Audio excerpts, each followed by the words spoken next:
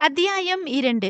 அன்று கல்லூரிக்கு விடுமுறை எடுத்துக்கொண்டு ஐஸ்வர்யாவும் கனிமொழியும் வீட்டில்தான் இருந்தனர். சமையல் அறையில் அமர்ந்திருந்த ஐஸ்வர்யா தேங்காவை துருவிக் கொண்டே கனியிடம் புலம்பிக் கொண்டு இருந்தாள். என்னடி, மாமா வர்றாரு, ஜாலியா இருக்கலாம்னு பார்த்தா இப்படி வேலை வாங்குறாங்க என அவள் மெதுவாக கூற, ஒழுங்கா காலேஜே போயிருக்கலாம். நீதான் மாமா வராரு, ஏதாச்சும் வாங்கிட்டு வராரு, வீட்லயே இருப்போம்னு அடம் புடிச்ச. இப்ப அனுபவி, உன்னோட சேர்ந்து நானும் படுறேன். சிறியவளும் சலித்துக்கொண்டே பூண்டை உரித்தாள். இதையும் வெட்டிடு ஐசு என்று மகாலட்சுமி 1/2 கிலோ கத்திரிக்காயை கொண்டு வந்து வைக்க, ஐயோ அம்மா, எனக்கு விடுதலையே இல்லையா என அலறினாள் ஐஸ்வர்யா. என்னடி விடுதலை? பாவம், அவனே 2 மாசம் கழிச்சு இன்னைக்குதான் வரா. அவனுக்கு பிடிச்சதை செய்ய வேண்டாமா? ஒழுங்கா வேலையை பாரு என்றார் மகாலட்சுமி கடுப்பாக. குழந்தைய ஏன் மகா வேலை வாங்குற? நான் செய்றேன் கொடு என விசாலம் அவளுக்கு ஆதரவிற்கு வர, ஒரு நொடி மலர்ந்த ஐஸ்வர்யாவின் முகம் அன்னை முறைத்த முறைப்பில் மீண்டும் சுருங்கிவிட்டது. நீங்க கொடுக்கிற செல்லம் தான் அண்ணி, இவளுக்கு திமிரு ஏறிக்கிட்டே போகுது. பேசாம விடுங்க, செய்யட்டும் என அவர் முடித்துவிட, ஐஸ்வர்யாவை பாவமாக ஒரு முறை பார்த்து கொண்டவர், உன்னை காப்பாத்த முடியலையேம்மா என்பது போல பார்வையாலேயே செய்தி சொல்லிவிட்டு தன் வேலையை தொடர்ந்தார். ஒருவாறு அவள் கத்திரிக்காயை வெட்டி முடித்தபோது மகாலட்சுமி அடுத்த வேலை சொல்ல திரும்ப, அதற்குள் வாசலில் கேட்ட ஹாரன் ஒலி அவளை காப்பாற்றியது. மாமா வந்தாச்சு, நான் போறேன் என அவள் ஓடிவிட, இவளுக்கு மாமா மேல பாசம்லாம் இல்லம்மா, உங்ககிட்ட இருந்து தப்பிக்க ஓடுறா என்றாள் கனிமொழி சிரித்து கொண்டே. அவள் கூற்று உண்மைதான் என்பதால் அனைவரும் சிரித்து விட்டனர். வெளியில் ஈஸ்வரன் தான் வந்திருந்தான். வனாதான் அவனை அழைத்து வந்திருந்தான். இரு ஆண்களும் உள்ளே வர, முன்னால் ஈஸ்வர் வந்ததால் வேகமாக அவனிடம் வந்தாள் ஐஸ்வர்யா. அவனை பார்த்ததும் அவனும், வாவ் ஐஷு பேபி, காலேஜ் போலையா என கேட்டுக்கொண்டே வர, போகல மாமா, உங்களுக்காக தான் வெயிட்டிங். நான் கேட்ட ட்ரெஸ் எடுத்துட்டு வந்தீங்களா? வேகமாக கேட்டவளை பார்த்து மெலிதாக சிரித்தவன், நீ கேட்டத வாங்காம நான் இந்த வீட்டுக்குள்ள நுழைய முடியுமா என அப்போதே அமர போனான். ஈஸ்வர், போய் ஃப்ரெஷ் ஆயிட்டு வா. இப்போதே பிரிக்க ஆரம்பிச்சா அப்புறம் அப்படியே உட்கார வேண்டியதுதான். குளிச்சு சாப்பிட்டுட்டு வந்து கடைய விரிப்போம் என தனா கூறிவிட, சரிண்ணா என்றவன், வரேன் பேபி என்று விட்டு மேலே இருந்த தன் அறைக்கு சென்று விட்டான். மேலே செல்லும் அவனை ஏக்கத்துடன் பார்த்து கொண்டே ஐஸ்வர்யா நிற்க, ஆளை வந்து ட்ரெஸ் வாங்கிக்கிட்டா பத்தாதா, அதற்காக லீவ் போடணுமா என தனாவின் கடின குரல் அவளை கலைத்தது. அதில் மெதுவாக திரும்பியவள், இல்ல, இன்னைக்கு பெருசா கிளாஸ் இல்ல, அதான் லீவு போட்டேன் என்றாள் மெதுவாக. அவள் பொய்தான் சொல்கிறாள் என தெளிவாக புரிய சலிப்புடன் தலையாட்டி கொண்டே அவன் சென்று விட்டான். அவன் வாசல் கதவை தாண்டும் வரை அமைதியாக நின்றவள், அவன் காரை எடுக்கும் சத்தம் கேட்டதும் வேகமாக மேலே ஓடி வந்தாள். அங்கு ஈஸ்வர் கதவு திறந்தேதான் இருந்தது. அவனும் அவளுக்காக தான் காத்திருந்தான். என்ன, கிளம்பியாச்சா? அதெல்லாம் கிளம்பிட்டாங்க. நீங்க ட்ரெஸ் கட்டுங்க. அதற்கு மேல் அவள் பொறுமையை சோதிக்காமல் அவளுக்காக வாங்கி வந்திருந்த லெஹெங்கா மாடல் உடையை அவளிடம் எடுத்து கொடுத்தான் ஈஸ்வர். வெங்காய நிறத்தில் வெள்ளை கற்கள் பதிக்கப்பட்ட அழகான லெஹெங்கா அது. நெட்டில் பார்த்துவிட்டு அதேபோல் மதுரையில் கிடைக்கவில்லை என்று சென்னையில் இருந்து வாங்கி வர சொல்லி இருந்தாள் அவள். உடையை தன் மீது வைத்து அழகு பார்த்தவள், ரொம்ப தேங்க்ஸ் மாமா, ரொம்ப அழகா இருக்கு என்று கூற, உனக்கு பிடிச்சிருந்தா சரிதான்டா, அப்படியே இந்த சில்வண்ட வர சொல்லு, அவளுக்கும் கொடுத்துடுறேன், நான் ஃப்ரெஷ் ஆக போறேன் என்று விட்டு அவன் அமர்ந்திட, ஓகே மாமா என்றவள் வெளியே வந்து கனியை அழைத்தாள். பொதுதான் சமையலறையில் இருந்து வெளியே வந்திருந்த கனிமொழியும் தமக்கை குரலில் மேலே வர, அவளிடமும் ஐஸ்வர்யாவிற்கு வாங்கியது போலவே ஒரு லெஹெங்காவை கொடுத்தான் ஈஸ்வர். அழகா இருக்கு மாமா என கூறி அவளும் வாங்கி கொள்ள, ஃபங்க்ஷனுக்கு ஒரே மாதிரி போட்டுக்கோங்க என்று விட்டு அவன் குளிக்க சென்று விட, இரு பெண்களும் தங்கள் அறைக்கு வந்து உடையை பத்திரமாக வைத்துக் கொண்டனர். மதிய உணவிற்கு அனைத்து ஆண்களும் வீட்டிற்கு வந்துவிட்டனர். ஐஸ்வர்யாவும் கனியும் பின்னால் பூப்பறிக்க சென்றுவிட, ஆண்கள் அனைவரும் மட்டுமே உண்ண அமர்ந்திருந்தனர். எத்தனை நாள் லீவ் எடுத்திருக்கிற ஈஸ்வர் என ஜனார்தனன் கேட்க, ஒரு வாரம்பா என்றான் ஈஸ்வரன். ஏன், இன்னும் கொஞ்ச நாள் லீவ் போட வேண்டியது தானே? வெளியூர்ல எல்லாம் வேலை வேணான்னா சொன்னா கேட்டாதானே? பேரனே பிரிந்திருக்க வேண்டி உள்ளதே என்ற வருத்தத்தில் சுவாமிநாதன் புலம்ப, படிச்ச படிப்பை வீண் பண்ண முடியாதே தாத்தா.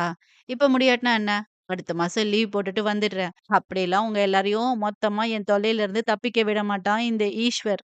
ஈஸ்வரின் தொல்லை என்றும் தொடரும். விளையாட்டு போல அவன் கூற, அவன் நிலைமை புரிந்ததால் சிறு புன்னகையுடன் அனைவரும் அமைதியாகி விட்டனர். பாட்டி, உங்களுக்கு ஒரு ஜீன்ஸ் எடுத்துட்டு வந்திருக்கேன். நீங்க கல்யாணத்துக்கு அததான் போட்டுக்கணும் என வேதவல்லியை அவன் வம்பிழுக்க, ஏண்டா போட மாட்டேனா? உங்க தாத்தாக்கு தான் 80 ஆகி போச்சு.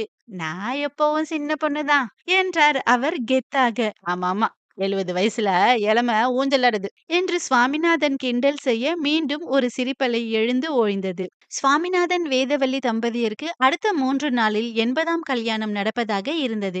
அவர்கள் வீடே மிகவும் பெரியதுதான் என்பதால் அங்கேயே தான் திருமணத்திற்கு ஏற்பாடு செய்திருந்தனர். மிகவும் நெருங்கிய சொந்தங்கள் மட்டும்தான் அழைத்தும் இருந்தனர். கால்வாசி பேர் வெளியூரில் இருந்ததால் உள்ளூரில் இருந்தவர்கள் மட்டும்தான் வருவதாக கூறியிருந்தனர்.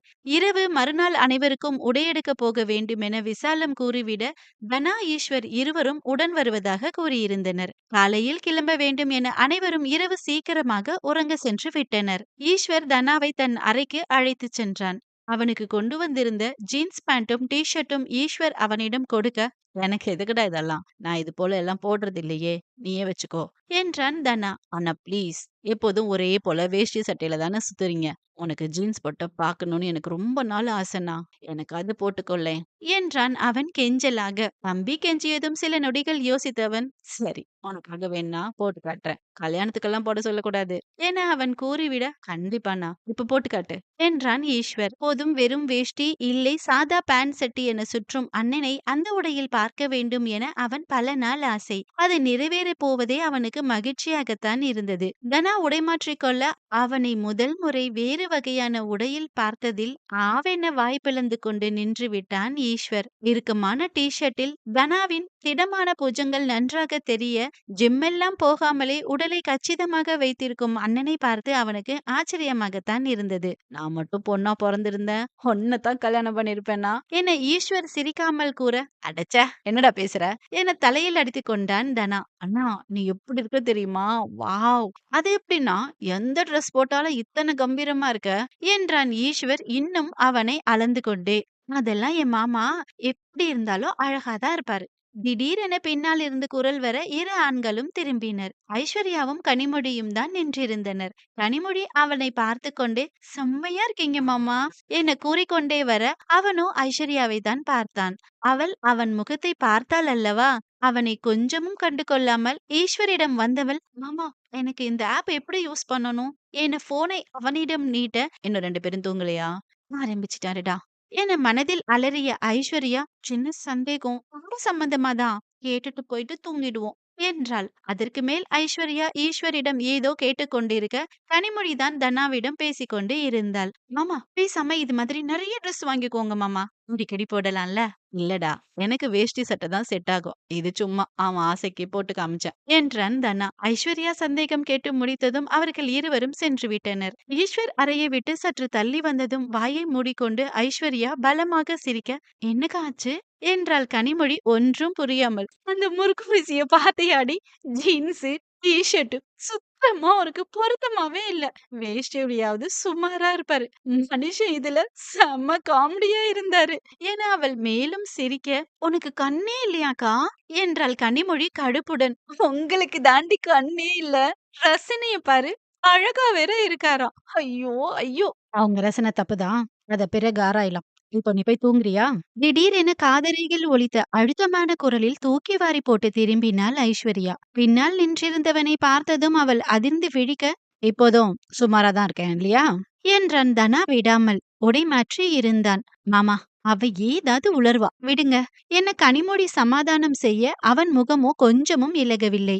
ஐஸ்வர்யா ஈஸ்வர் அறையில் விட்டுவிட்டு வந்திருந்த ஹெட்செட்டை அவள் கையில் திணித்தவன், போய் தூங்க ஐசு என்று விட்டு வேகமாக சென்று விட்டான். அவளுக்கு தான் இன்னமும் பயமே தெரியவில்லை. கோபப்பட்டிருப்பாரா, நாளைக்கு திட்டுவாராடி என அவள் பயத்துடன் கனிமொழியிடம் கேட்க, மாமாக்கு உன் மேல கோபம் இல்லக்கா என்றாள் அவள் உறுதியாக. அதில் ஐஸ்வர்யா அவளை புரியாமல் பார்க்க, உன்ன ஐசு என்று கூப்பிட்டு விட்டால் அவருக்கு உன் மேல கோபம் இல்லை என்று அர்த்தம். பிறந்ததிலிருந்து அவரை பாக்குறோம், உனக்கு ஏன் தான் அவர் அந்நியமாவே தெரியறாரோ, வா என சலிப்புடன் கூறிக்கொண்டே தமக்கே அழைத்து சென்றாள் கனிமொழி. அவள் கூறியதும் உண்மைதான். ஏனோ ஐஸ்வர்யாவுக்கு அவனிடம் ஒட்டவே ஒட்டாது. அவர்களுக்குள் ஒருவனாக இல்லாமல் அவனை பெரியவர்களுடன் ஒத்து பார்த்தே பழகிவிட்டாள். எதற்கெடுத்தாலும் கண்டிக்கும் அன்னை தந்தை போல்தான் அவளுக்கு அவனும். கண்டிப்பு நல்லதற்குத்தான் என்றாலும் இவர்கள் மூவரிடமும் இருந்த விளையாட்டுத்தனம் என்றுமே தனாதிபனிடம் இருந்ததில்லை. கனியும் ஈஸ்வரும் அவனை அவனாகவே ஏற்றுக்கொண்டு விட்டனர். ஏனோ ஐஸ்வர்யா தான் அவனை ஒதுக்கி பார்த்தே பழகிவிட்டாள். அவனது இறுக்கமான முகமும் அழுத்தமான குரலும் அவளுக்கு ஒருவித பயத்தை மட்டும்தான் கொடுத்தது. 18 வயதில் குடும்ப தொழிலில் இறங்கியவன் அவன். கிட்டத்தட்ட 10 வருடம் ஓடிவிட்டது. இனியும் அவன்தான் ஓடப்போகிறான். அவனிடம் பெரிதாக விளையாட்டுத்தனத்தை எல்லாம் எதிர்பார்க்க முடியாது என்று அவளுக்கு புரியவில்லை பாவம்.